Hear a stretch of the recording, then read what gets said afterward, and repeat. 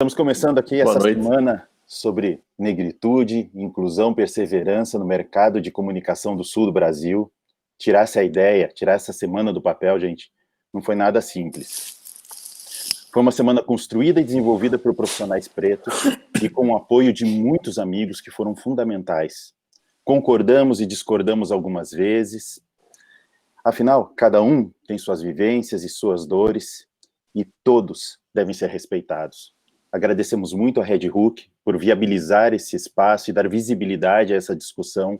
Agradecemos a todos os convidados que prontamente atenderam o nosso objetivo e avisando vocês que vai ser a semana inteira, cada dia com convidados mais que especiais e com o pessoal trocando uma ideia para que a gente torne um mercado e a sociedade cada vez melhor. Netão? Bom, e para fazer a abertura hoje, a gente está com o Tomás Aquino, ele que é ator pernambucano, com trabalhos destacados na série 3% e nos filmes Praia do Futuro, Todos os Mortos, e mais recentemente ele interpretou Acácio, né, ou Pacote, no premiado filme do diretor Kleber Mendonça Filho, Bacurau. Também estreou na semana passada com mais uma série original da Netflix chamada Boca a Boca. Então hoje a gente vai falar de tudo isso, sobre identidade e muito mais por aqui. A gente agradece de novo o Tomás por acertar o convite e contribuir com a gente.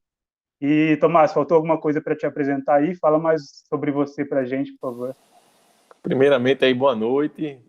Feliz aí, eu que agradeço o convite, estar aqui. Eu gosto muito de estar discutindo sobre arte, cultura, cinema, enfim, tudo, né, que tenha um cunho filosófico aí da gente pensar, para a gente enaltecer aí as nossas vivências, nossas forças, tentar solidificar na sociedade. Então, eu gosto muito de estar conversando sobre. Eu acho que vocês apresentaram aí muito bem. Eu acho que tem muita coisa, né, que a gente pode ir conversando, mas acho que já tá de bom tamanho, tá bom. Não, bacana. Então, já vamos começar com a primeira pergunta. Lembrando que quem quiser pode mandar as perguntas pelo YouTube, que a gente está ao vivo lá. E a primeira pergunta é assim: qual a importância, você acabou de falar sobre isso, qual a importância para a cultura e para o cinema mostrar o outro lado do norte e do nordeste, e utilizar elementos e um elenco que a gente não está acostumado a ver no cinema, né? Eu acho que é muito massa. Desculpa, te interrompi, Neto. Não, e quando eu falo de outro lado, eu só falo, não mostrar somente aquela pobreza e a tristeza que a gente está geralmente acostumado a ver nisso.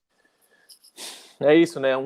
É isso que eu ia começar falando, porque é muito o que a gente está acostumado, habituado a ver, né? O Nordeste como, às vezes, a caricatura, né, do povo que ou é só o engraçado, no sentido mais, às vezes, mais esdrúxulo, né? Não estou falando que a comédia, a piada, ela não seja boa, né? Temos bons artistas nordestinos que são comediantes, mas eu falo no sentido que isso virou um jargão, né? Uma coisa que a gente só vê no Nordeste como aquelas pessoas que morrem de fome, que tem a pobreza, né? Quem são de fato essas pessoas, né? Então, quando se entra a diversidade, não só em relação ao Nordeste, que aí depois a gente vai falar lá na frente sobre o boca a boca, né?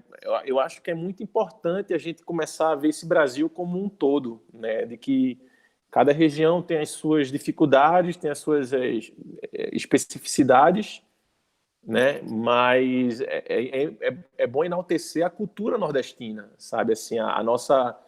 Pô, nós temos grandes artistas, né? Eu até fiz uma anotação aqui, mas Castro Alves, quem já leu algumas coisas de Castro Alves, né? Tem Dandara, que foi a mulher de Zumbi do Palmares, né? Que ela foi uma guerreira preta, né? Que ela se suicidou por não querer voltar a ser escrava novamente. Então tem essa luta, essa força, né, que aí fez uma revolução toda, uma outra estrutura, o que a gente pode estar aqui comentando sobre. Então uma das pioneiras também aí da história, né? Raquel de Queiroz, Caetano Veloso, Chico Sainz, Luiz Gonzaga, Jorge Amado. E aí você vai vendo pessoas que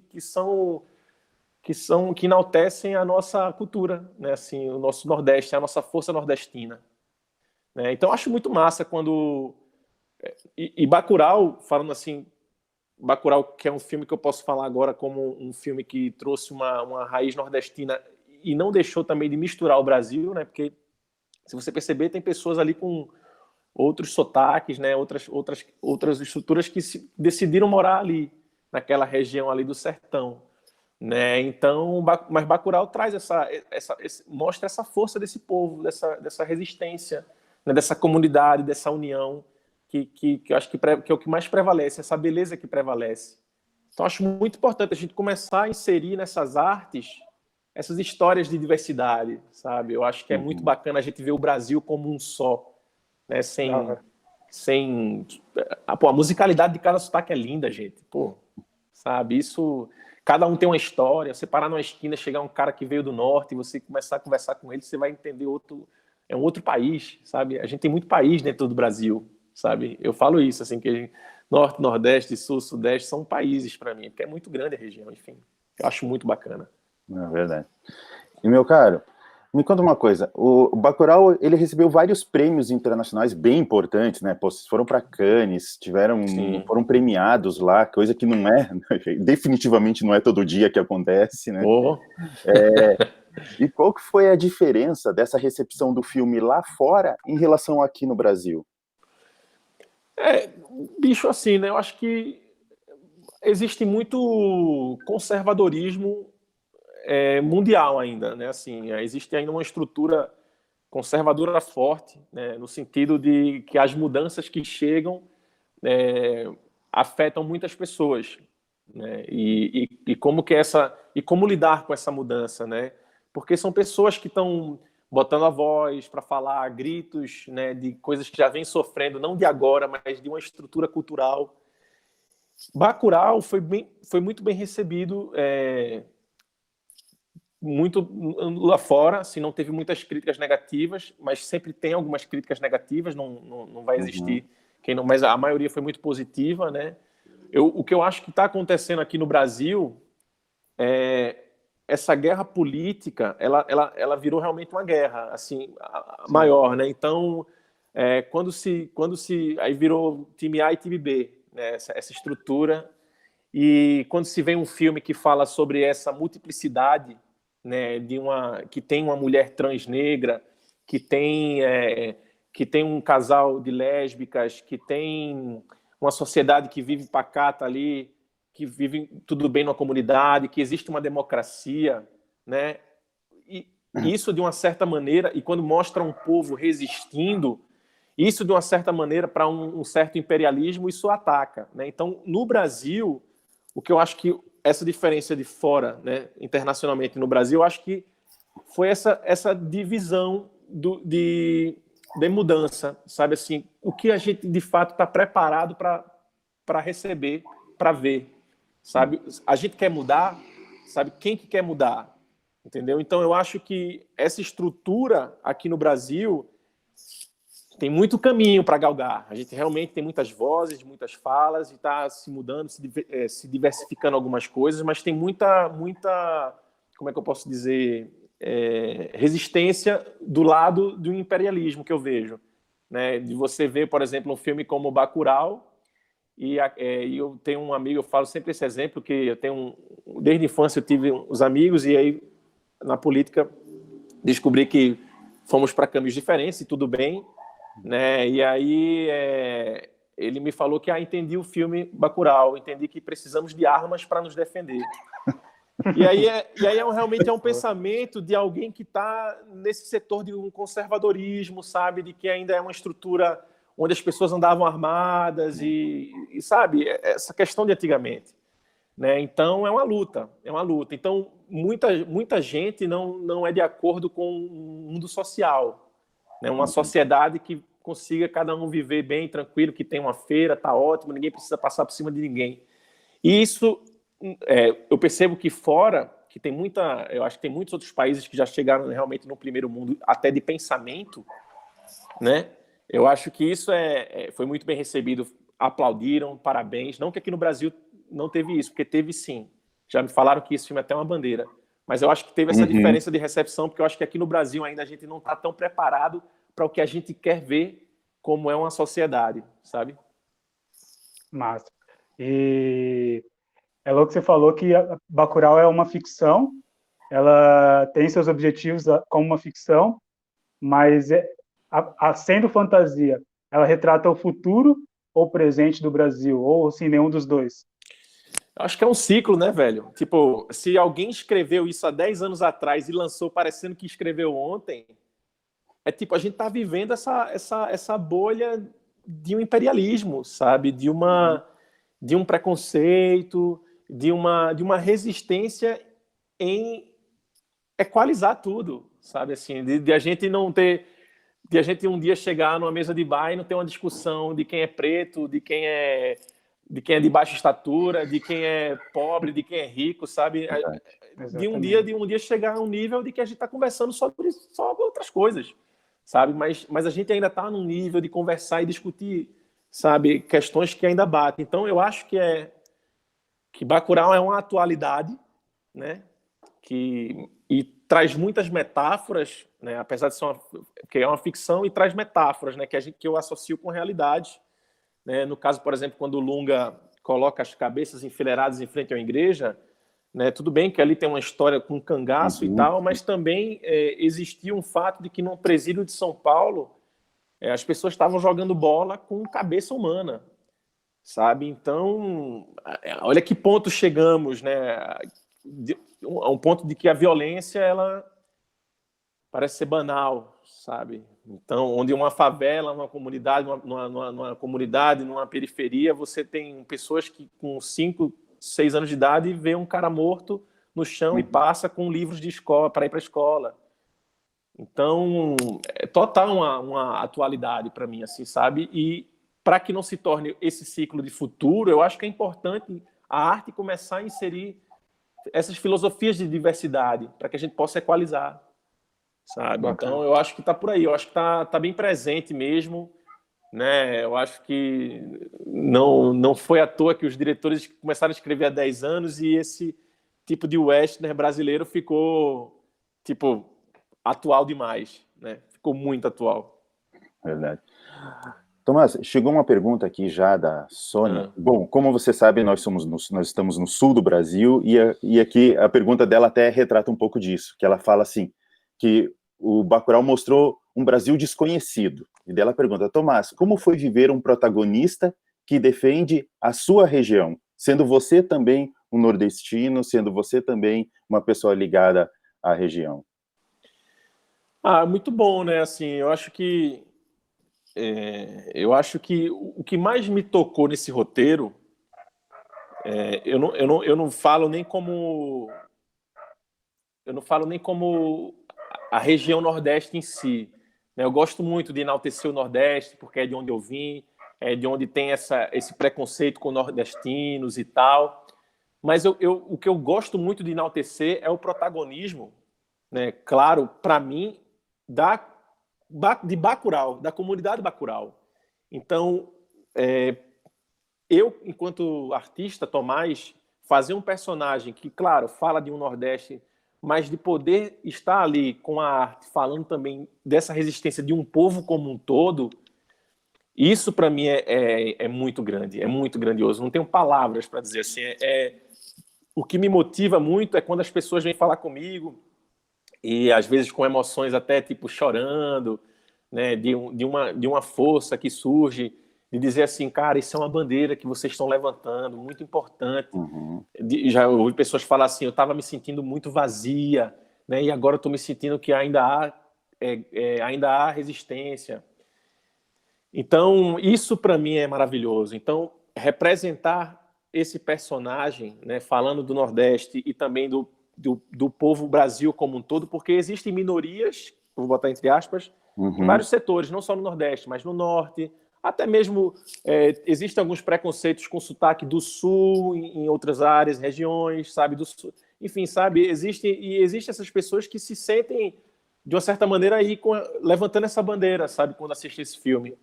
Porque é isso que eu acho que é muito importante nesse filme, que a gente consegue levantar a voz de um povo como um todo de resistência. Então foi muito bacana, muito bom mesmo. Massa. Verdade. Eu vou dar uma... A gente já volta para falar de algumas outras perguntas que estão chegando no pessoal aqui sobre o Bacurau, mas eu quero só perguntar uma coisa aqui. Sim. Assim, todo mundo vê o Tomás hoje lá em Cannes, sabe, bonitão, tudo mais. Mas me diga uma coisa, voltando, daquela época lá de teatro, do circo místico, quando falavam que uma peça não ia bem porque a culpa era tua, que você não estava atuando bem, e Complicado. esse caminho até o reconhecimento internacional do Bacurau. O que mudou em você como profissional? Como que foi essa escalada em termos de trabalho, estudo, dedicação, superação de obstáculos? Como que foi isso, meu cara? Ribeirão, meu velho, vou te chamar de Ribeirão. Maravilha. Bicho, é muito doido eu fazer uma volta na minha vida, né? Assim, que ainda é nova, né? Assim, eu tenho muita vida para construir na frente. Eu tenho 34 anos de idade e tenho muita estrada, espero, né? Muita estrada pela frente, assim. Mas, recapitulando esses 14 anos de profissão, né? Que eu comecei com 20, realmente muita coisa aconteceu, né? Muita coisa foi se desenvolvendo. E como você falou, essa foi uma das primeiras críticas que eu tive no jornal, né? Que eu fazia uma peça e realmente, é claro, eu tinha muito coração, muita alma, mas não tinha estudo. E quando eu recebi essa crítica negativa no jornal, dizendo que eu era a pior coisa da peça, assim, eu tive a maturidade, apesar de ser novo naquele momento, a maturidade de ouvir uma crítica, né, que para mim ela foi positiva, porque eu me dediquei a estudar, né? Eu disse, pô, se o cara tá falando aí, tudo bem, eu acho que ele realmente tem razão, porque realmente eu nunca estudei, ele não me conhece, ele não tem um ódio de mim, não tinha por que ele tá me difamando dessa maneira. Então eu comecei a ir em frente, a estudar, né? E aí eu comecei a fazer um curso, né? E aí desse curso eu conheci pessoas, entrei num grupo, fui chamado para fazer uma peça. Aí nesse grupo de teatro eu comecei a fazer pesquisas, de estudar livros, né? Tem os livros mais conceituais, que são os primeiros que se passam em faculdade. Eu não fiz faculdade de artes cênicas, né? Fiz de jornalismo, mas eu via que muitas pessoas falavam nas artes cênicas desses livros, que é desses autores, que é Michael Chekhov, Stanislavski, Artaud. Então, eu fui começando a ler um pouco dessa galera, fui lendo e botando em prática. Isso foi me engrandecendo. Fui crescendo, né? Fui, enfim, construindo as coisas, né? E até hoje eu não paro, né? Porque como eu passei do teatro para o cinema, então são outras pesquisas, né? Você tem uma coisa mais física, mais, né, no teatro, uma coisa mais expansiva, com olhar, com expressão corporal, enquanto que no cinema é um pouco, a expansão é de outra forma. E assim foi se dando, né? Até hoje em dia eu não paro de estudar, sempre pergunto sobre livros para alguns amigos, algumas amigas, para diretores. Estou vendo muito filmes, né? Assim, tanto internacionais como nacionais, para entender também como é essa mecânica de atuação, de estudos, enfim. Eu acho que é uma vida que a gente está sempre aprendendo. Boa. Massa. E para a próxima pergunta eu já vou emendar junto com uma que chegou agora. Porque a próxima pergunta eu acho que tem muito a ver com o que você acabou de falar. E eu já vou emendar com a pergunta da Maria Clara Lacerda. Enfim, a pergunta que eu vou fazer é a seguinte: você acha que existe uma relação entre o Tomás Aquino, a pessoa Tomás Aquino e o pacote de Bacurau? Falando sobre vivências, lugar que cresceu, até personalidade. E com isso, qual a cena preferida que você tem de Bacurau? Que é a pergunta que a Maria Clara Lacerda fez. Nossa, cena favorita é difícil, mas eu acho que eu tenho, e não me entendam como uma pessoa prepotenciosa, viu, de prepotência. Mas falando da cena, eu acho muito bonito no sentido que, pela construção de personagem que eu fiz, então por isso que eu posso ter autonomia de falar, na cena em que Pacote está levando os amigos mortos no carro, né? Então tá levando para a Luna. Eu acho essa cena bonita porque mostra uma sensibilidade dessa pessoa que, querendo ou não, é uma pessoa que é um matador, né? E então mostra a sensibilidade dele do quanto que ele se importa com aquelas pessoas, quanto que ele se importa com esses amigos, né? Então ele perdeu praticamente a família ali, né? Ele perde familiares. Então ele fica naquela euforia, é muito indignado porque ele se põe em culpa, né? Que ele fala para Damiano, pô, eu deveria ter vindo com eles e tal, e ele sabia que estava rolando alguma coisa, alguma treta, né? Ele percebe isso. Então essa é uma das cenas que eu acho, uma das minhas favoritas, que eu acho bem bonitas, né? que eu acho que ela é bem poética, apesar do contexto ser triste, né? Enfim, mas eu acho dessa sensibilidade do personagem, que é onde entra no ponto da pergunta que você fez aí, Costão, deixa eu falar Costa. Não, brincadeira. E aí é onde entra essa pergunta aí que você fez, Neto, do sentido de o que tem a ver de Tomás com pacote. Eu acho que é o que eu realmente conheço boas áreas do Nordeste, né? Eu já viajei muito, inclusive com peças teatrais, então fui para muitas cidades do interior, né? Então já pisei em muita terra, em muito chão de paralelepípedo, enfim, né? E isso é muito bacana. Eu pude conhecer algumas pessoas interessantes, né? Que você vai conversando e vai, nossa, essa história. Porque eu fiz uma circulação pelas cidades ribeirinhas do Rio São Francisco e foi incrível, né? Então, essa experiência que eu tenho que eu posso falar do pacote, que eu acho que é essa pessoa que conhece, posso dizer assim, tem muita coisa para conhecer ainda do interior, mas conhece bem essas pessoas do interior, né? E também essa questão de se importar com as pessoas com quem gosta. Porque pacote, ele se importa muito com aquela comunidade bacural. Uhum. No entanto, que ele vai atrás de Lunga para tentar resolver de uma certa maneira, porque ele vê que não vai dar conta sozinho, então precisa de alguém que realmente ainda esteja num nível sanguinário, né? Então, infelizmente, né? Porque não há outra saída, porque as pessoas estão morrendo. Então, acho que essa coisa de se importar com as pessoas, eu tenho muito a ver com o pacote, assim, essa questão da sensibilidade, né? E de conhecer essas pessoas de interior. Da hora demais. E vindo aqui para a nossa terrinha aqui, de Curitiba, eu sei que você teve uma relação boa com essa cidade aqui, porque foi aqui que você recebeu o convite para fazer o teste, que depois acabaria culminando em você ser chamado para fazer o Acácio Pacote, né? Mas assim, como que você, nesse tempo que você estava aqui na cidade, como que você vê a cidade? Como que você consegue enxergar, se é que consegue enxergar, uma diversidade nela, seja na cidade, seja na comunicação, nos comerciais, nas propagandas? Qual foi a tua experiência com a cidade? Eu tenho um irmão que mora aí, né, em Curitiba, né, Uhum. que é Tiago. Ele tem 2 filhas incríveis, enfim, Vanessa é a parceira dele. Então, acho que é uma família massa que eu sempre, de vez em quando, estou fazendo visitas, né? Eu nunca tive uma experiência em Curitiba, assim, Na verdade, eu fiz um projeto que eu não posso falar ainda agora, porque ainda não estreou, e tem burocracias de contrato, etc, Sim. mas que se passou ao redor de Curitiba, né? Perto de Curitiba. E eu confesso que eu não tenho autonomia para falar, porque eu não tive experiências de vivências muitas em Curitiba em relação à publicidade, em relação a outros tipos de trabalho. Eu realmente não tive, porque o que eu fiz aí foi pontual e foi numa região, até esqueci o nome, foi numa região perto, a 1 hora mais ou menos de distância de Curitiba, né? Uhum. Mas, assim, como em algumas cidades, né, eu ainda vejo Curitiba com algumas questões conservadoras também, sabe? Assim como tem Recife, que é uma cidade de onde eu venho, sabe? Eu vejo uma questão conservadora lá também. Aqui no São Paulo eu vejo, sabe?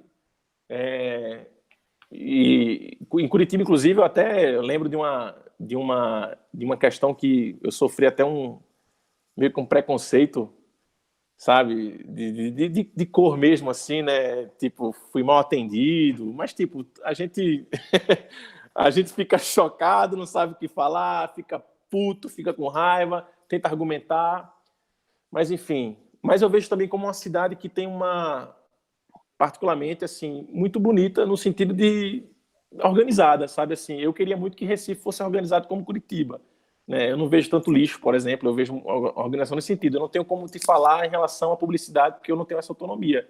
Mas a vez que eu passei em Curitiba e tal, que eu fui fazer, eu vejo uma estrutura de parque bonita, né? Eu vejo a cidade bem cuidada, nas áreas que eu fui também, né? Uhum. Mas é isso, assim, eu não tenho uma propriedade para te falar, peço até desculpas em relação à Não, publicidade imagina. ou comercial, enfim. Mas eu não. E o que eu vejo muito é Sudeste fazendo comercial, né? Assim, se for falar em relação ao que a gente vê, Eu vejo, talvez tenha comerciais, talvez não, tem com certeza comerciais locais, mas é que nem lá no Nordeste existem comerciais locais e a maior parte do Brasil que se passa são comerciais do Sudeste, né? Então, eu não vejo uma empresa, posso estar sendo muito, enfim, inocente do que eu esteja falando, mas eu não vejo ainda uma empresa que faça comerciais nacionais, né, assim, que passem em horários nobres, como eu vejo do Sudeste, por exemplo, assim como eu não vejo também no Nordeste. Empresas nordestinas que fazem esses comerciais que passam em horários nobres do Sudeste. Sim. Bom, legal. E é bom que você começou a falar de marcas aí, que já dá o gancho para a próxima pergunta. Exatamente. Que agora falando de uma coisa mais ampla, sobre a sua relação com as marcas antes e depois de Bacurau.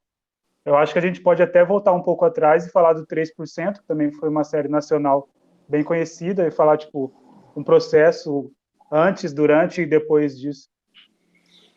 Quando você fala de marcas, você fala no sentido publicitário, no sentido o quê, assim, que você... né? Isso, no sentido publicitário, no sentido da sua comunicação com as marcas para fazer propaganda e tal.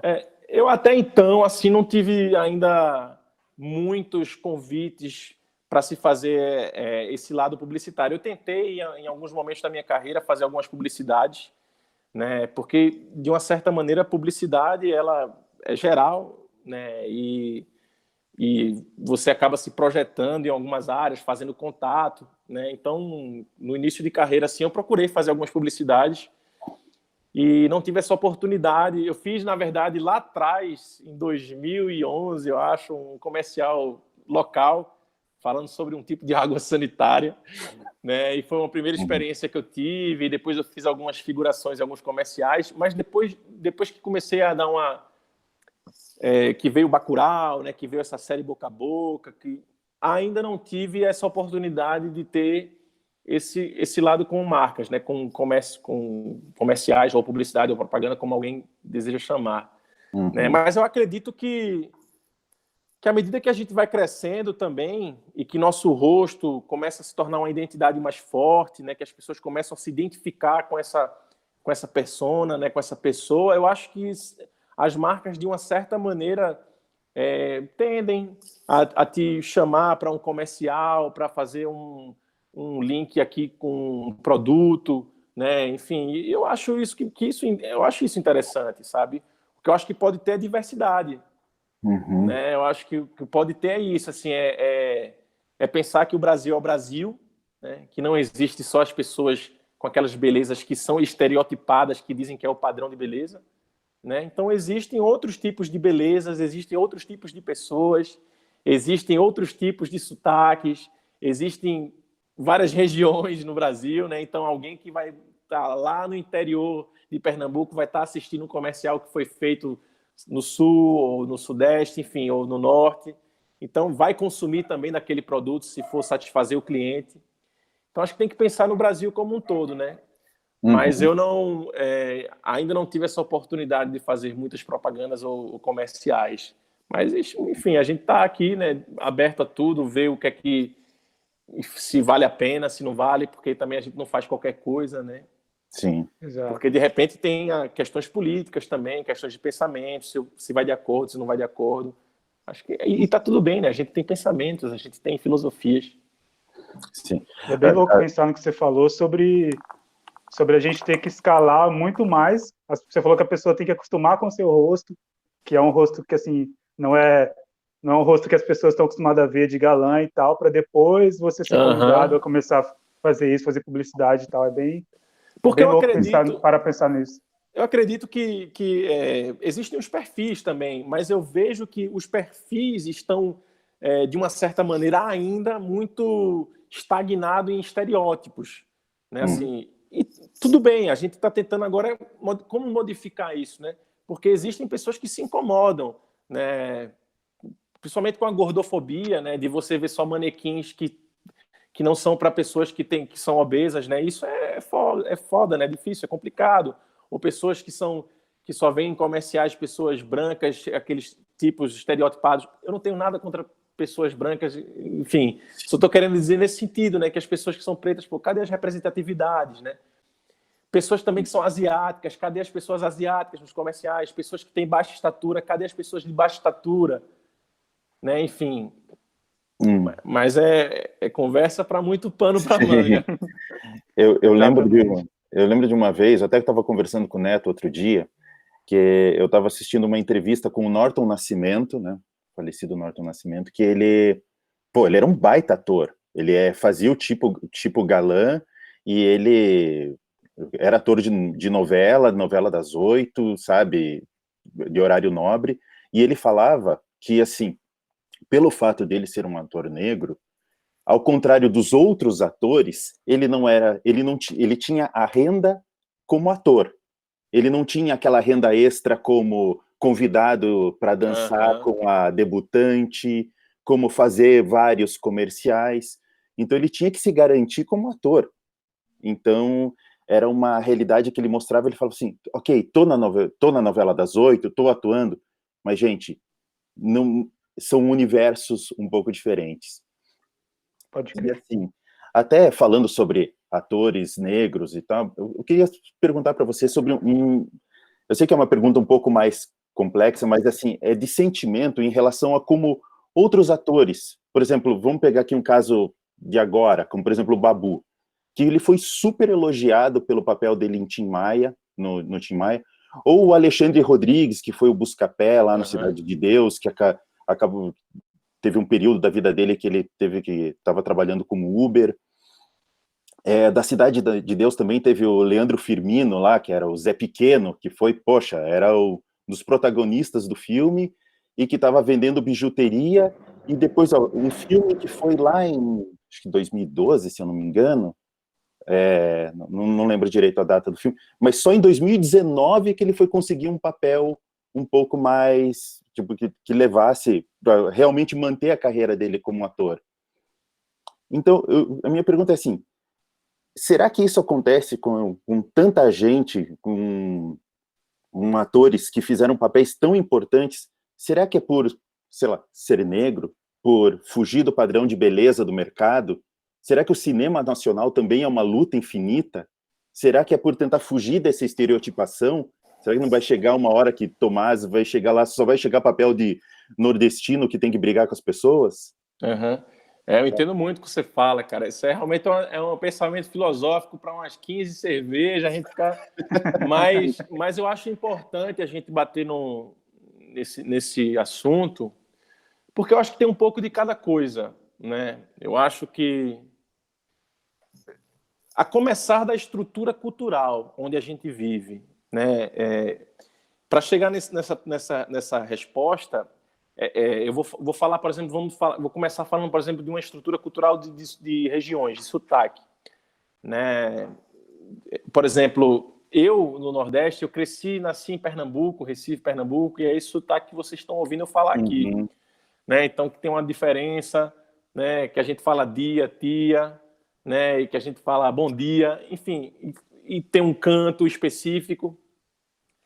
E a minha vida inteira que eu assisti, quando eu pude assistir a televisão, né, realmente era um outro sotaque para mim, porque eram programas, sei lá, TV Globinho, Cruz,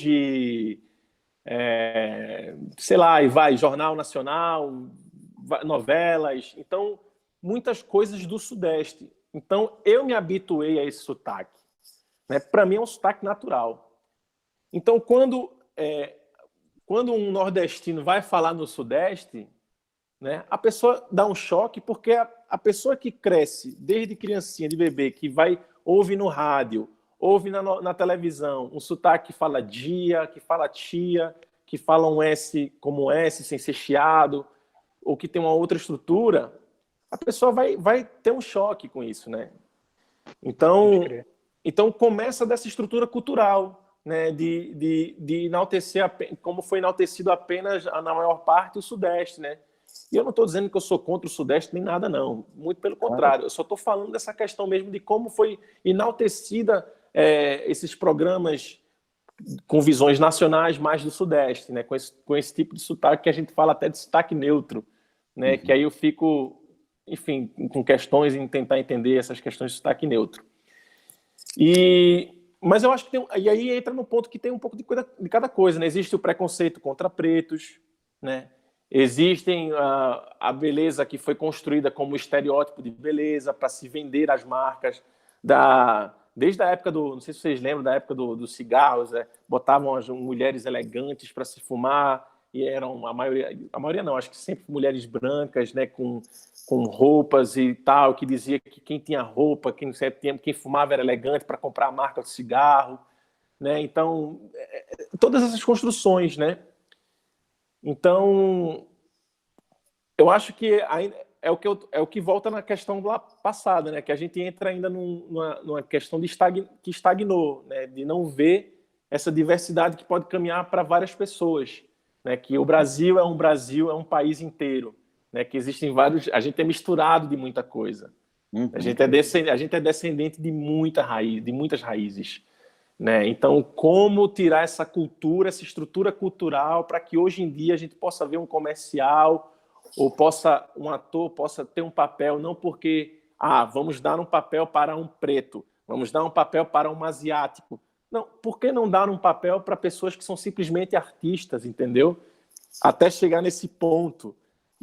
Então, eu acho que o que acontece com esses artistas que talvez sejam discriminados aí tem esse pouco de preconceito, né? Aí também não sei como foi a estrutura de cada um para se economizar, mas aí entra em outra cultura, que é como essa pessoa preta vai entrar numa sociedade conservadora que, ao entrar em um shopping, o segurança já fica olhando. Então, tem toda uma estrutura que vem de cultura que, sabe, é uma barreira para essas pessoas, né? Então, se viver nessa sociedade é muito complicado. Então, acaba que as pessoas não têm uma estrutura de base para como se viver socialmente. Então, tem isso também, entendeu? É muita coisa, né? Sim, é verdade. Por isso eu falei, é uma coisa que envolve muita desconstrução que ainda vai ter. Acho que tem que partir de uma desconstrução cultural mesmo, sabe? Assim, para que a gente possa ver as pessoas com igualdade mesmo, e tá tudo bem, sabe? Cada um vivendo, fazendo o que quer fazer. Eu não sou obrigado a gostar de todo mundo é obrigado a gostar de mim, mas vamos respeitar a ética social de cada um, sabe? Acho que isso é o que é o bacana. Não parece ser tão difícil, né? Pois é. Na teoria é tão fácil, né? Pois, se fosse assim, né? Um clique, tipo, pô, ia ser muito bacana. Como tomar um gole de cerveja. Se fosse fácil como tomar um gole de cerveja. E é louco que você falou sobre as pessoas pretas ou fora desse padrão entram nas lojas e ainda são perseguidas por segurança. Eu estava vendo uma entrevista, esqueci de quem é agora, mas a menina fala que ela fez propaganda, foi garota propaganda da marca, e quando ela entrou na loja, acho que era um supermercado, se não me engano, segurança seguindo ela dentro da loja que ela anunciou. Puta merda, então, é foda, né? Então aí, tipo, aí com essa fala eu já emendo em duas perguntas. Uma que veio da Nai, da Nayara Leonor, e uma outra que a gente já tem aqui, a galera tá bem em sintonia com a gente. A que a gente tem aqui é o seguinte, a comunicação está sendo meio que obrigada a fugir de um lugar comum para ter alguma relevância. Isso é sinal de que a sociedade está mudando ou que as marcas só estão achando novas formas para vender? Você chegou a perceber essa mudança? Desculpa, vai lá. E a pergunta que vem da Nayara Leonor é o seguinte, você acha que até quando se procura uma diversidade, ainda é exigido um padrão? Como que é essa segunda pergunta? Porque essa é profunda. Essa é profunda, bem isso. Você acha que até quando se procura uma diversidade, ainda se exige um padrão? Nossa. Ainda é exigido um padrão? Eu acho que... Nossa, muito bom essas discussões, né? Falando primeiro da questão das marcas aí, né? Que foi a primeira pergunta, assim, Eu acho que está se mudando porque realmente muitas vozes... Muitas pessoas lá atrás sofreram mais ou mesma quantidade do que hoje, mas que a gente está podendo ter a voz de falar por conta de pessoas lá atrás que vêm resistindo. Né? Então, eu acho que isso é uma construção, né? Daquela pessoa que lá atrás veio falando para chegar no hoje. E para chegar para aquela pessoa lá atrás, se chegou em outras pessoas lá atrás. Né? Então, eu acho que com o poder da internet, com o poder desse acesso a essa rede que é fácil, a gente digita aqui o nome, já sai e vem umas pesquisas, eu acho que a gente começa a ter uma certa autonomia de um pensamento, né, de decidir as coisas, de dizer, eu estou começando, acho que eu discordo disso, eu acho que eu concordo disso. Por que isso? Por que foi assim? Por que aquilo, né? É claro que vão existir sempre as barreiras, que é onde eu falo sobre o imperialismo, né? Que eu sinto que o Brasil ainda é esse país que é conservador nesse sentido, né? Que quando chega uma estrutura de tentar uma sociedade ficar igual, vem uma rasteira de voltar de novo os poderes de pessoas de ternos e gravatas, né? Mas eu vejo que as marcas estão, sim, pensando em mudar, né? Eu não tenho a autonomia e porque eu também não sou certo nem errado, não sou um tipo de Deus para dizer o que essas marcas estão pensando, mas eu acredito que claro, você tem uma pressão social de pessoas que estão com vozes, né? Sejam pessoas representantes do LGBTQI+, sejam pessoas representantes pretas, sejam pessoas representantes de baixa estatura, né? Essas pessoas estão falando e estão se indignando e estão querendo produtos ou outras coisas para si, né? De dizer, eu quero ser inserido na sociedade, né? Porque às vezes a gente se sente meio que fora de uma sociedade, porque existe uma bolha que foi construída culturalmente e que está difícil de estourar. Então, eu acho que as marcas sim estão com esses olhares para essas pessoas. Se é de interesse da marca de vender ou não, eu não sei, não posso dizer aqui, né? Porque, enfim, eu não estou encabeçado nisso. Mas a gente sempre fica nessas dúvidas, né? Tá fazendo isso porque é bonzinho, né? Enfim. Mas eu acho que sim, as marcas estão pensando nessas estruturas para essas pessoas. Eu acho que as vozes têm que continuar falando, sabe? E aí a segunda pergunta, eu acho que como tudo é muito novo no sentido de que agora a gente está com até os adolescentes estão vindo com força, né? Com de fala, um poder de fala que eu acho que é bacana, né? De estrutura, de já se assumir qual o tipo de sexualidade que tem, de assumir que é preto, de assumir, sabe, das coisas de assumir. Eu acho que algumas empresas talvez estão recebendo como um choque certas coisas, né? Então, talvez sim possa se ter uma escolha no que você quer ver dessa diversidade e também não. Porque, por exemplo, eu estava discutindo a relação da nova, que eu esqueci como é que é o nome que se dá para essa, quando você fala todes, aí tem um X, né? Sim. Dessa nova gramática que está sendo inserida aos poucos, assim, eu fico imaginando para realmente uma pessoa que tem, sei lá, e não vou nem dizer se é conservador ou não, mas uma pessoa que tem 60 ou 50 ou 70 anos, é muito complicado para a cabeça dessa pessoa que estudou um tipo de gramática o tempo inteiro falar todos, né? Então a gente também tem que ter paciência com essas pessoas que não entendem isso como que sabe? Então eu acho que tem muito disso, tem muito choque daqui, choque dali, como falar, como não falar. Então, eu acho que as empresas, as marcas também estão fazendo isso, sabe? De tentar entender se eu falo bom dia a todos, ou bom dia a todos, ou bom dia a todas, como falar, porque a gente realmente está pisando em ovos, né? Está pisando, cada um vai se incomodar com a coisa, porque agora a gente está com esse poder, agora não, mas a gente está com essa estrutura de poder de fala, né? Eu falo agora, mas por causa da minha geração, né? Porque nas gerações passadas também tiveram essas resistências. Então é isso, eu acho que está tudo muito ainda sensível. Então pode ter os dois lados. Eu acho que pode ter os dois lados, sim. Então, me conta uma coisa. Ali, voltando àquele papo de padrão, eu lembro que há um tempo atrás o pessoal falava que existia uma certa rixa entre os atores que eram atores para propaganda e atores que eram atores para cinema. Você, por acaso, viu ou viveu algo nesse sentido? Eu particularmente vivi assim, eu vivi egos de pessoas, né? O ego ele pode ser o teu amigo ou pode ser teu maior inimigo, porque eu acho importante o ego, mas no limite, porque tudo demais, até água, é nocivo, né? Vai te destruir. Então eu acho a gente ter um ego bom, se a gente tiver um ego, porque a gente vai se cuidar, vai se entender, vai saber se colocar, se posicionar. Agora, quando você passa de um limite, aí acabar danificando a ética, né? Uma ética social, construtiva. Então, o que eu vivi de rixas foi dessas pessoas que se achavam melhores do que outras, entendeu?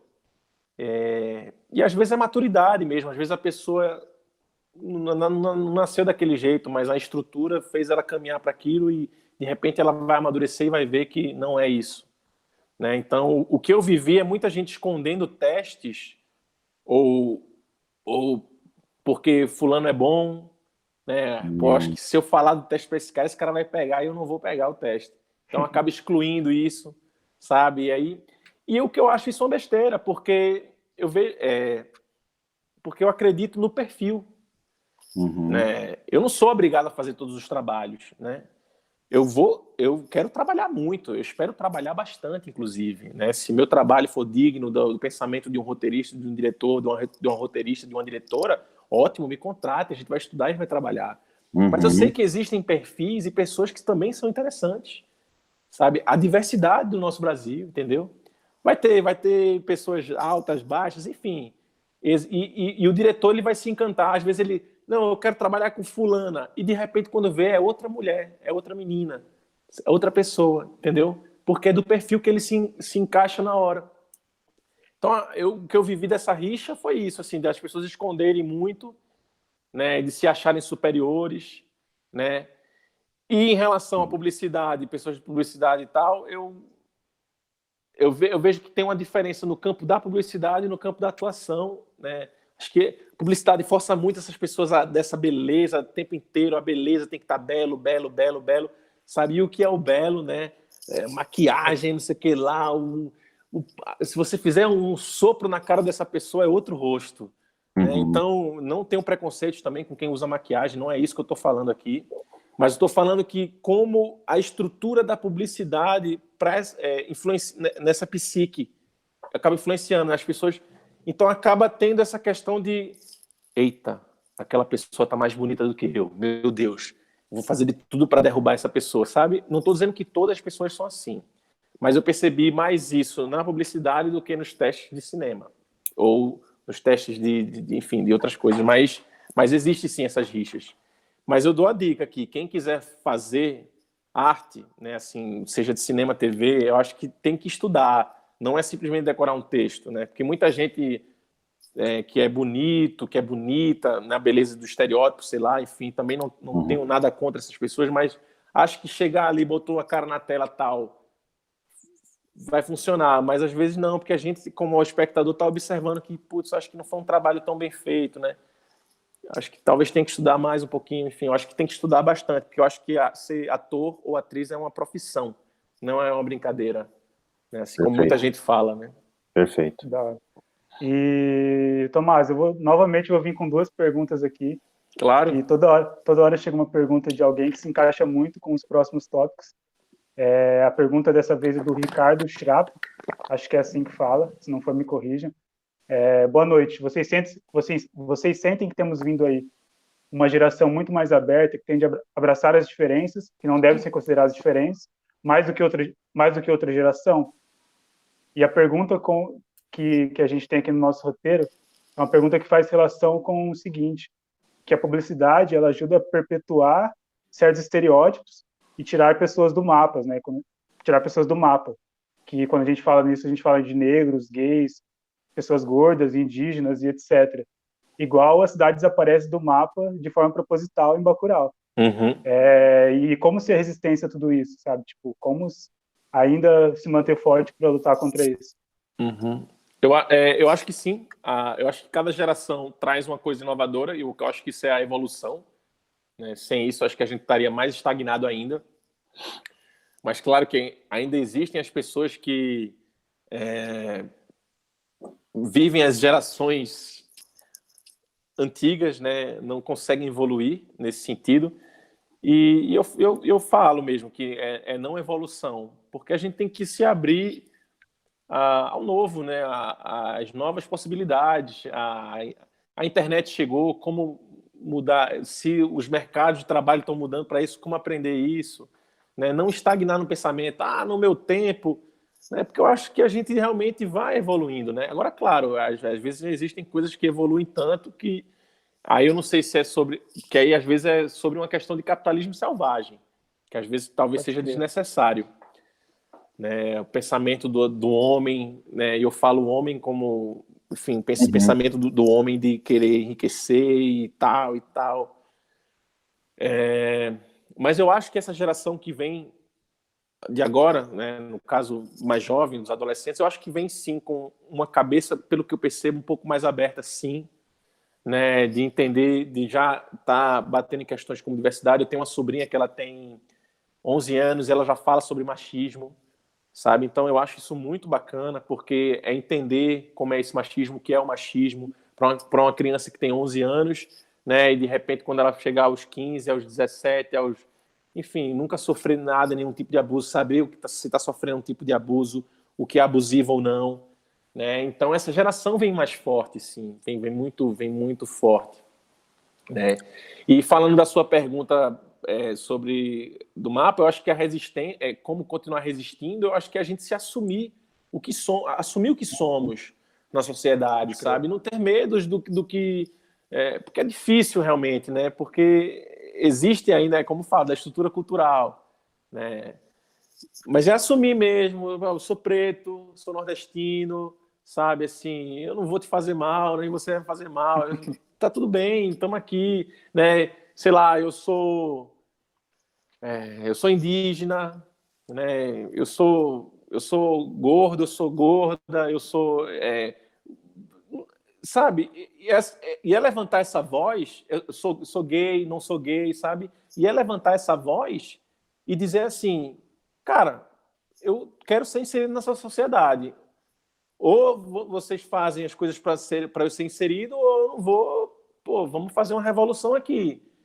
Que é o que acontece, que tem os grupos, desses grupos de pensamento dessas pessoas, né? E que eu apoio, que eu estou junto, que vamos lá, o que é necessário, porque são pessoas, são seres humanos para mim. Independente de cor, de como seja, entendeu? Para mim são seres humanos. E é isso para mim que é o primordial. Então a resistência é assumir mesmo quem somos. E tá tudo bem. Ninguém vai matar ninguém por causa... Assim, o que acontece é porque matam, por causa desse preconceito. Né? Exato. Então, é pensar nisso, né? É pensar porque isso é uma coisa para ser discutida também. Tem pessoas que matam outras pessoas simplesmente porque a pessoa é preta. Por quê, velho? Sabe? Tem pessoas que matam outra pessoa porque é indígena. Sabe? Então, o que é isso? Entendeu? Então, é tentar falar cada vez mais para que isso se torne... Olha o que é ruim que eu vou falar, para que isso se torne normal. A gente está nessa ainda, de falar as coisas para se tornar normal. Uma coisa que já era para ser assim. Meu cara. Me conta uma coisa, eu vou fazer uma pergunta que eu já recebi uma pergunta do Cássio Christian, que é muito parecida com uma que eu já queria fazer para você, que é o seguinte: você como uma pessoa preta, nordestina, quando você assiste televisão, quando você assiste não só a propaganda, mas programas em geral, o quanto você se sente representado? No nosso caso aqui, como nós somos mais ligados à propaganda, se você puder falar um pouco mais voltado ao que você vê em propaganda, mesmo que seja aí no Sudeste, o quanto você se sente representado? É pouco, bem sinceramente é pouco, assim. Acho que Neto até pode sabe assim também da parada, né? Assim, mas eu percebo pouco, assim, né? Aí sempre tem, vamos supor, de 10 pessoas, um é preto, sabe? Um é preto, assim. E eu fico pensando, por que de 10 pessoas, uma é preto ou preto? Sabe? Por que não de 10, 5 é preto, 5 é... Sabe? Ou por que não de 10, sei lá, 3 são pretos, 3 indígenas, 3, sabe? Cadê esse Brasil, entendeu? Então, eu percebo pouca representatividade ainda, sabe? Assim, embora estejam sendo inseridas aos poucos, né? Claro que a gente quer a mudança instantânea, porque realmente cansa, né, de você ver. Eu tenho uma filha de um amigo meu que é diretor. Ela falou que uma vez a gente estava lá em Recife conversando e ela falou assim, no meio da mesa, numa hora, ela falou: pai, eu nunca vou ser uma princesa. E a gente falou: por quê? Ela: porque eu sou preta. Sabe, tipo, é isso que se passa essas imagens, entendeu? É complicado. é o alisamento do cabelo, sabe? É toda essa estrutura desse estereótipo, entendeu? Então eu vejo pouca representatividade. Não, e o bacana é que quando tem, ainda é um número bem contado, tipo, que aparece em situações bem específicas, tipo, ó, tem que ter um personagem negro, tem que ter um personagem, vamos ser fortes para tentar trazer essa representatividade, mas não é uma coisa natural, tipo, não é uma coisa não é uma coisa, exatamente. Que vem de forma natural, assim, a gente está mostrando situações naturais, não, sempre a pessoa negra, ou a pessoa indígena, a pessoa gorda está posicionada ali de uma forma para aparecer, e não de uma forma natural. Não que não devam aparecer, lógico, mas que seja de uma forma mais natural, lógico. É o que era para ser, né? Que não seja forçada, né? Só para complementar bem rápido, é tipo assim, eu vi uma comédia uma vez, uma norte-americana, eu me esqueci o nome da comédia, mas tipo, nesses filmes bem besteirão, assim, uma festa tal, aquela festa de faculdade, uma galera tal, branca, assim, fazendo a festa. Aí um preto se encontra com outro preto. E eles estão assim, rindo. E quando eles se olham, eles falam: o que você está fazendo aqui? O que é que você está fazendo aqui? Não, eu sou o preto aqui. Sabe assim? Então, olha que filosofia, sabe, para se pensar. Porque realmente, numa área que tem, sei lá, 100 pessoas, um preto, quando se tem outra. E eles até falavam assim: acho que tem algo errado aqui, alguém vai morrer. Sabe? A gente ri para não chorar porque é foda. Sim, verdade. E é mais ou menos aquilo do Django também, né? Quando o Django chega na casa grande, o que esse negro tá fazendo em cima de um cavalo, né? Onde já se viu? É mais ou menos isso. A Django é incrível, Django é incrível. Né? Ô, Tomás, e agora a gente vai meio caminhar para o final do painel aqui. E a gente vai começar a falar um pouco... assim, das pessoas. Eu também, ó. Chegou aqui também. E, a gente vai falar sobre a série nova que acabou de lançar, foi lançada sexta-feira no Netflix, falar sobre Boca a Boca.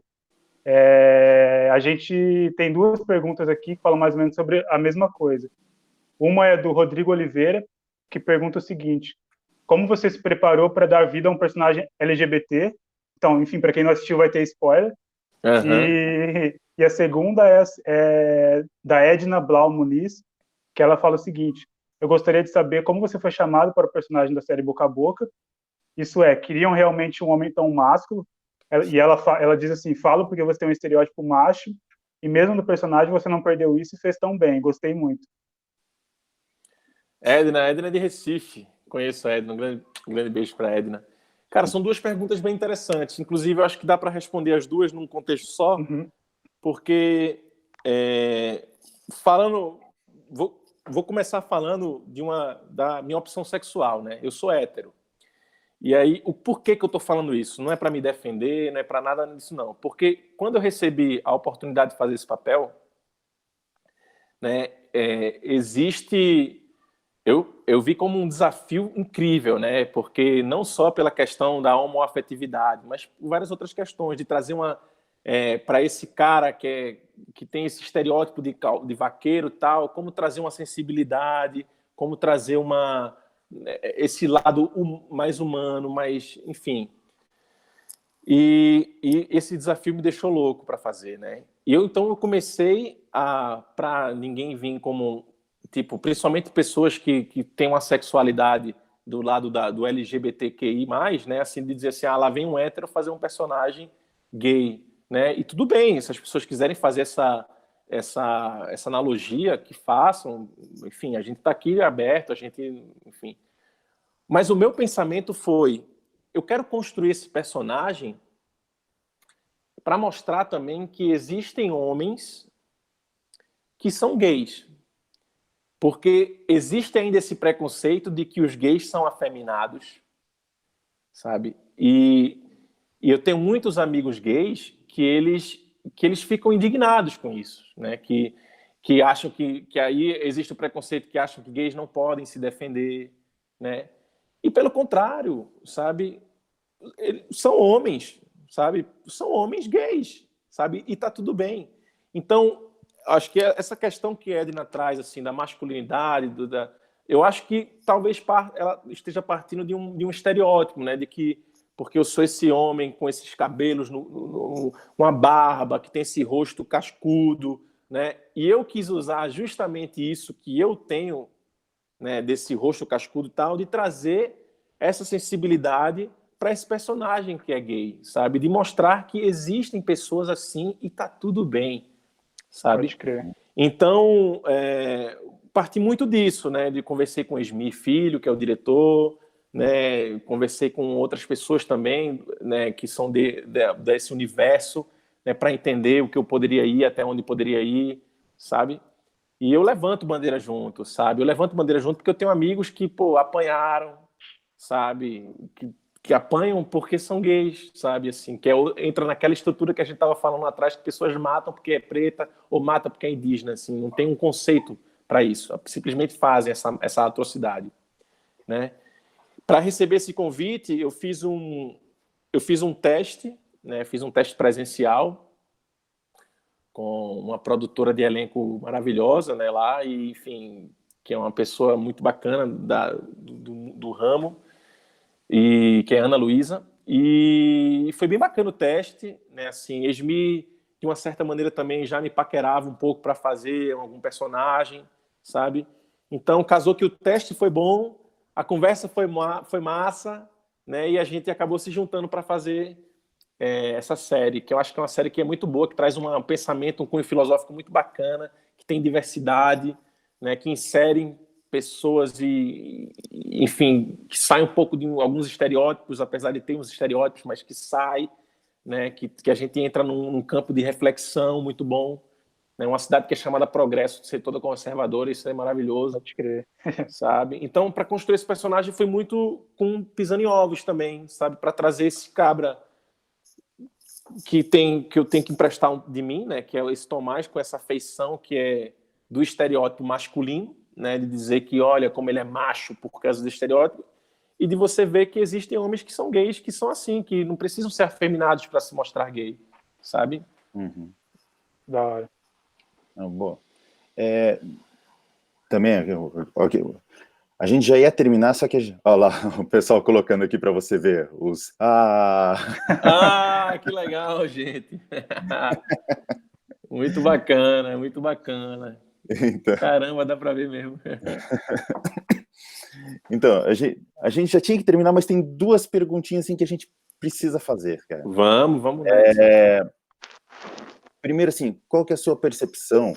A gente vê lá um George Floyd, que acontece uma situação como aquela nos Estados Unidos. Aconteceu no Brasil. Não, então, acontece todo nos dia no Estados Brasil. Unidos, movimenta a classe esportiva, artística, a sociedade como um todo. E eu costumo dizer, eu falei, gente, a gente tem um George Floyd por dia, fácil. A gente tem George Floyd de 14 anos. A gente tem George Floyd de 5 anos, sabe? Todo dia, sabe? E isso até é uma pergunta que veio aqui junto com a Camila Barison. Por que você acha que, de repente, isso daqui, quando vem de lá para cá, a sociedade se move, mas os nossos, a gente não enxerga? Será que é aquela banalização que você comentou da criança tá com o uniforme da escola e o caderno e passa por cima de um corpo e é nada? Porra, tem muita coisa, cara. Tem muita coisa, assim, que já me faz me sentir para chorar aqui, mas... Sim.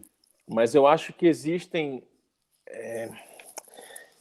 Primeiro que são duas culturas diferentes, né? De relações diferentes, né?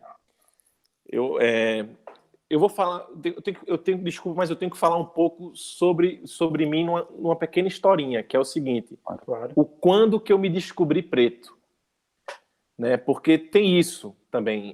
Aqui no Brasil, muitas pessoas pretas acham que não são pretas. Né? Assim, e não é porque ela não quer ser preta. É porque o Brasil, existe uma cultura, uma coisa que faz a gente tentar ser quem a gente não é. Existe essa estrutura aqui. Por exemplo, na época que eu tinha 17 anos e fui assistir um jogo de futebol lá em Recife com dois amigos meus que são brancos, né? Um tem um cabelo escuro, liso, né? e o outro tem olhos verdes e cabelo liso também, loiro, né? E eu tinha um black, na época, tava com um black assim, uma barbicha aqui e tal. E quando você vai entrar no estádio, você tem a revista policial, né? Que a policial faz a revista. Então, tava enfileirado, né? Tava vazio, um pouco vazio. Aí passou o meu amigo primeiro, passou o meu amigo segundo. E quando eu fui passar, o policial fez, levanta a camisa, para mim. Né? E eu fiquei pensando, por que ele pediu para eu levantar a camisa e não pediu para os meus 2 amigos que passaram na minha frente para levantar a camisa? Né? Então, a partir daí eu comecei a ver algumas relações disso, né? De repente, passa um carro, fala cabeça de cotonete, né? Então, tipo, xingando porque eu andava de black, né? E aí você vai começa a ver as estruturas, ser mal servido num lugar, né? Então, você começa... Enfim, então, lá nos Estados Unidos, pelo que eu percebo, e eu também não tenho uma propriedade 100% para falar, mas é uma visão minha que eu tenho como percepção, é que parece que existem apenas 3 raças lá, que é o preto, o branco e o índio. E é uma estrutura de guerra, sabe? Já direta. Tem essa guerra muito forte lá. Então, e aí vem influências como Martin Luther King, como Nelson Mandela, que entram como estruturas muito fortes de lá, né? Pode ser que entre como estruturas fortes aqui também, né? Mas existe essa visão muito forte disso, existe no Mississippi o lado branco, o lado preto, sabe? Então existe muito essa força de racismo, né? E aqui, às vezes, o que acontece também é que o racismo ele é incumbido. Uhum. Ele não é, mas a cultura fez com que ele fosse escondido em alguns momentos, em alguns casos, o que acaba fazendo com que a gente fique confuso em alguns casos. Lá não, lá é branco, preto e índio, branco, preto e índio, tem isso. Então, quando realmente eu acho, uma opinião minha, e eu posso estar muito errado, e eu vou adorar quem quiser vir conversar comigo para a gente aprender e discutir, eu acho que quando se tendo essa construção, quando um morre lá, a pessoa já está revoltada, que vem de anos, sabe, assim, dizer, porra, de novo, como existe aqui também, tudo bem, existe aqui também, mas ainda é camuflado em alguns momentos. E lá já não está nessa camuflado mais, sabe? Não está camuflado mais, já estourou, sabe? Mas, claro, eu também não moro numa periferia agora, sabe? Então, ainda quem mora em periferias, todo dia está sofrendo essa estrutura de dizer, porra, de novo, até quando vai rolar esses tiros em escolas assim, sabe? Bala perdida, sabe? Então, Bala achada, né? Só acha o corpo negro. Exatamente, velho, sabe? Bala achada.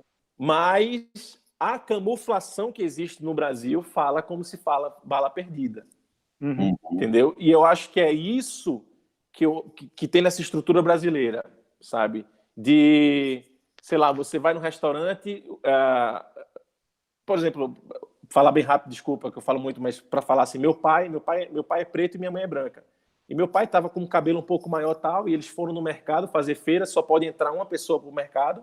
Então meu pai ficou do lado de fora esperando a minha mãe, né? E aí sai uma mulher branca e dá R$1 pro meu pai. Cara, e meu pai, ele é aposentado, professor, saca assim, um dos maiores engenheiros que fez uma barragem e tal, na estrutura, e a mulher olhou para ele assim e deu R$1, saca assim. Meu pai, ele sorriu, ele riu e tal, e ele disse, para ele foi meio que camuflado isso, mas para mim não, isso é preconceito, sabe? Sim. Porque existe essa camuflação, é muito doido, é muito louco. E só complementando o que você falou, desde o início, o autor Silvio Ribeiro, professor e jurista, enfim, que teve tempos atrás no Roda Viva, ele fala que o negro tem 2 nascimentos, né? Quando ele nasce de fato e quando ele sofre esse preconceito em algum lugar, que geralmente vem ali em alguma parte da adolescência. Então é bem louco quando você começa a perceber que você é preto, porque eu falo por mim mesmo tendo a pele muito escura, vivendo em periferia, você só se enxerga realmente preto quando vem uma porrada, né? Quando vem a primeira porrada. Exato. É bem louco. E eu acho que na última pergunta aqui, que vem do Vitor Amorim, para meio que encerrar, nesse tempo de desestímulo à cultura, como a produção audiovisual brasileira está resistindo? É muito boa essa pergunta. Eu acho que a gente vem resistindo de muito tempo, né? Mas realmente o atual desgoverno quer complicar mais as coisas, né? Assim, é muito notório isso.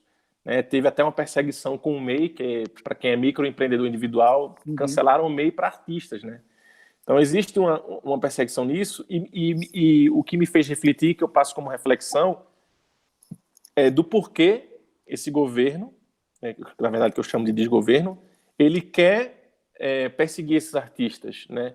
Pessoas que são pensantes, que fazem poesias, que fazem uma obra de arte, que fazem um filme, que fazem uma peça de teatro com cunhos filosóficos para você pensar, para você ter o teu livre-arbítrio de poder dizer, caramba, com isso eu concordo, com isso eu não concordo, para poder te dar uma literatura que fala sobre a história de alguém, como esse livro que eu estou lendo aqui, que eu ganhei, que é muito bacana, de uma mulher preta que, enfim, feminista e fala... É massa esse livro, assim, estou terminando ainda.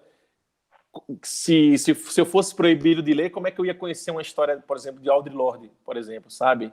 Ou histórias de outras pessoas, sabe? Para manter um certo imperialismo. Né? Então, o cinema resiste. Né? O cinema como a música, como...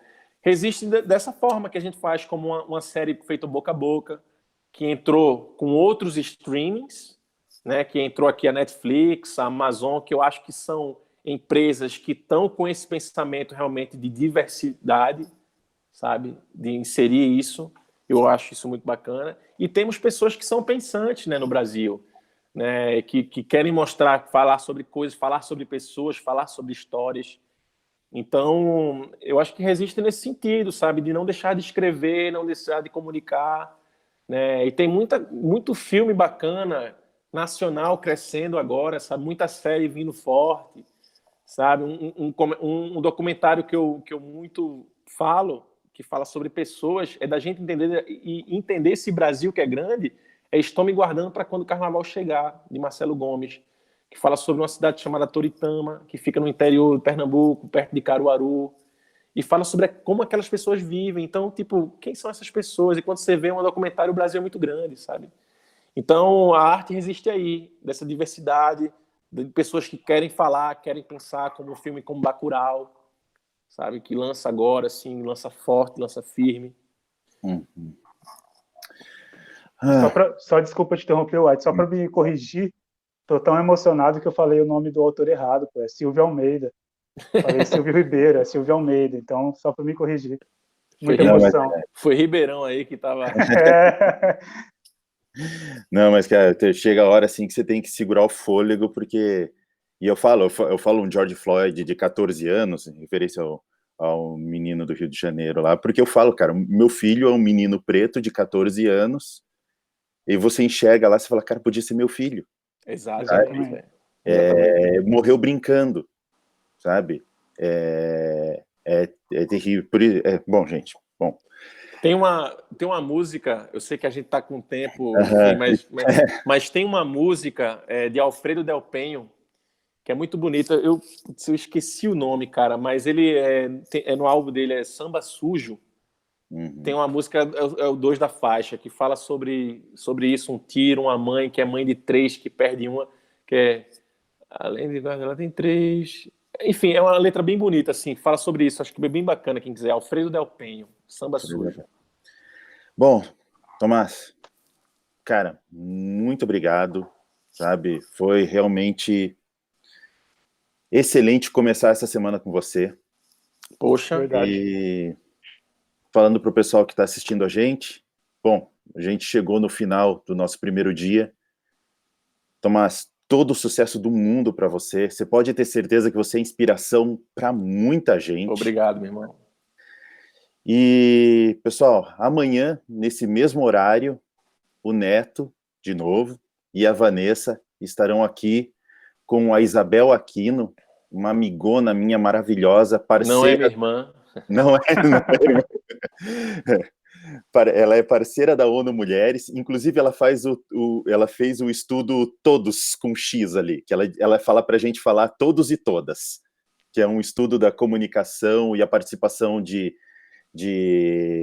homens, mulheres, negros, brancos, e o quanto isso, ela quantificou isso em vários estudos que ela vem acompanhando ano a ano, numa parceria com a ONU Mulheres, e também a Jamile Godoy, que é apresentadora do Papel Pop, além de cantora e atriz. E a todos que nos assistiram, nosso muito obrigado, sem esquecer, amanhã, 19 horas. Obrigado, Neto. Obrigado, Tomás. Valeu, White. Boa valeu, noite, Tomás. pessoal. Até mais. É interessante falar que 19 horas é horário de Brasília, né? Que em Cuiabá é 18. Ah, é verdade. Que em Cuiabá é 18. Então, tá bom. Grande abraço. Valeu, Obrigado, gente. Obrigado. Obrigado. Grande abraço. Obrigado por vocês terem vindo aí. Tchau. Eu que agradeço. Tchau, tchau. Boa noite.